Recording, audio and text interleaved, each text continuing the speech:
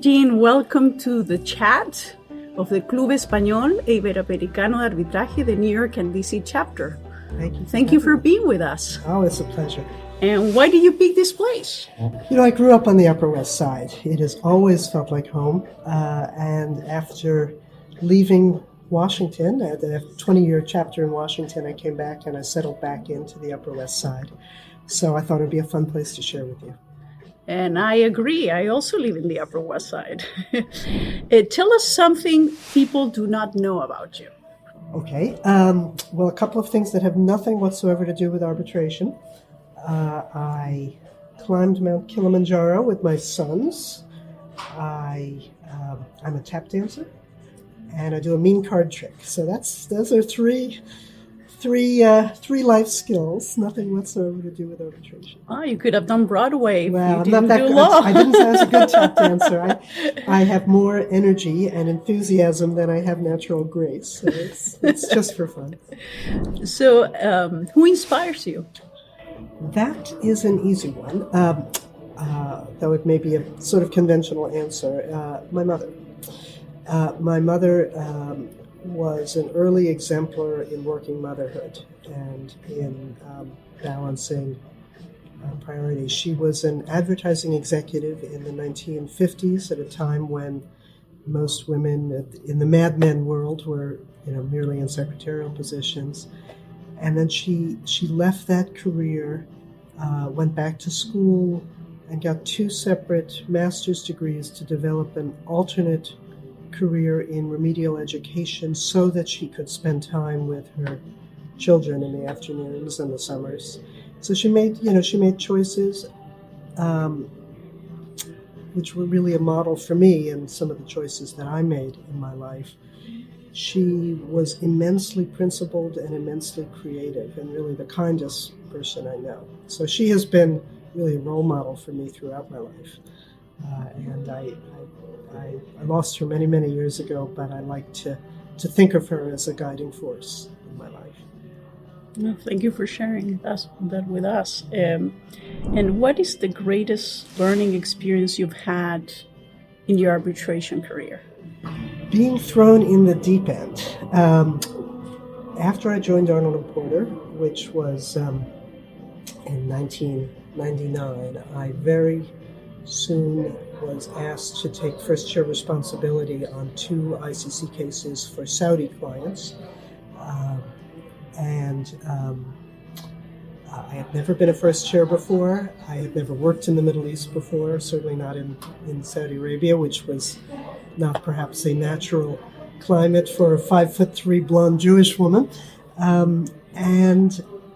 I took on these matters with a lot of trepidation and rose to the occasion, really. And the cases were fascinating, but I did them with just one associate and without even a legal assistant. We did the hearings, just the 2 of us.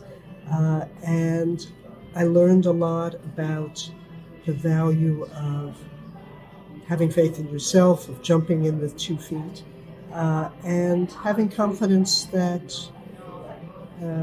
challenges could be mastered. They really were formative experiences in my case, both the Saudi case and a parallel UAE case that I did. This was quite early in my career, and I've tried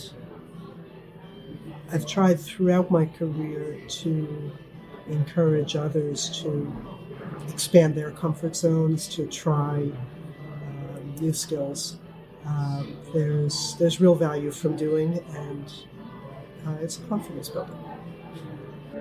Wow. I'm sure for that associate it was also quite an experience to be with you in those cases. And who are your mentors and why? Well, the real answer is connected to the one I just gave you. Bill Rogers, who was a public international lawyer of the old school. He was at Arnold & Porter. He was instrumental in my making a lateral move from Cleary Gottlieb to Arnold & Porter. And he was the one who selected me to run those cases. And the Saudi clients asked him, well, why this woman? And while they didn't say so, I'm sure behind that was, why a woman? Why a young woman? Why this person? Bill had the courage to stand up to his clients and to simply say, because she's the right person for the job. He understood a lesson that I have learned and that I've tried to pass on and pay forward, which is the value of active mentorship. In my view, mentorship is not simply providing quiet advice to someone behind the scenes. It's giving public endorsement. It's given in premature. It's showing the world you have confidence in someone and providing them opportunities to rise to the occasion. Bill did that for me at a very early stage in my career, and I've always tried to pay that forward. So I have always asked my associates to have speaking roles at hearings, not just second chair roles. Whenever I've worked with a younger lawyer on an academic article, I've always insisted that they have joint byline credit, not just a thank you in the footnotes. I really believe that mentorship involves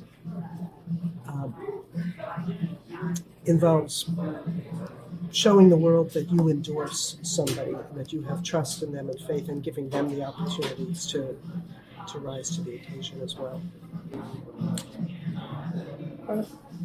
I hope more people follow that advice of active mentorship.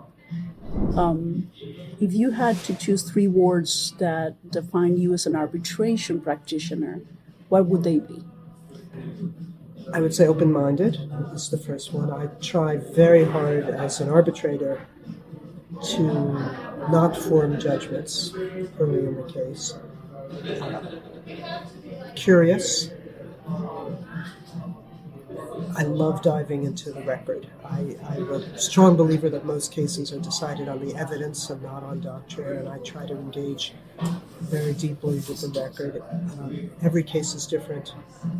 It's one of the beauties of our profession that we're dealing with new areas of law, new industries, new fact patterns. And so being a lifelong learner, the value of curiosity is essential. And finally, I'd say organized. I try to be meticulous. I try to make sure that I've really grappled with every issue that the parties have raised, grappled with the evidence directly and not just as it's spun by able advocates. A record is curated. That's the nature of advocacy, and the job of a good arbitrator is to recognize what is curation and what is fact. And so I think putting those things together of being non-judgmental, open-minded, being meticulous and curious are really the values that guide my work as an arbitrator. Thank you. And what are the qualities that you most admire in an advocate and the ones that you dislike the most? Thank you. That's an important question. The ability to tell a story is critical to making it resonate with a tribunal. But candor and accuracy are essential. What I really dislike is dishonesty and personal invective, attacks by one lawyer on another. Civility is very important to me, and honesty in portraying a record. I taught advocacy for a dozen years. I understand the value of spin. And the nature of an arbitrator's work is that the record we receive is heavily curated through memorials, through witness statements, through oral advocacy. That's the job of a good advocate, and I respect it and I appreciate it. But the job of an arbitrator is to separate spin from evidence, to test the assertions that were presented. And so I admire a story creatively and carefully told, but I really insist on a bit of accuracy. And when when an advocate is departing from the record and twisting things that are beyond the pale of effective advocacy, they undermine their cause. The arbitrators cease to put credence in their assertions. So I think advocates have to be very careful in balancing effective advocacy with adherence to the record, and arbitrators have to be very careful in assessing what is spin and what is fact. And it's part of what I do when I try to deeply engage with the record, is to test assertions against evidence. Thank you. Lastly, what advice would you offer to young practitioners? Thank you. I've had a long career with a number of twists and turns along the way, and so I think the first lesson that I draw from my experience is, don't be afraid of forks in the road. Don't be afraid of taking different tracks. There are many, many different ways to arrive at a fulfilling career, and some of them you can't predict in advance. I could never have predicted a career in investment arbitration. It wasn't a thing when I got out of school, and I stumbled into it through some funny stories, which perhaps I'll save for another day. But trying new things is important. Being your own best advocate, creating your own profile, I think, is essential. It doesn't matter how skilled you are in the quiet audience of your own law firm or your own business environment if you're not known outside that arena. And you can't necessarily depend on your mentors or your colleagues to create a profile for you. So finding opportunities to network outside your organization to create a broader profile, whether that's organizing events or writing a blog or creating a diss list that allows you to share information with others. Arbitration is not quite this Kardashian universe where we're famous just for being famous, but there is something to the notion that you need to be seen, you need to be known in order to build a career. You cannot simply be skilled. Skill is the bedrock. Working with your peers and not just with those more senior to you. Some of my best client opportunities when I was counsel, some of my best arbitrator opportunities have come from referrals from my peers.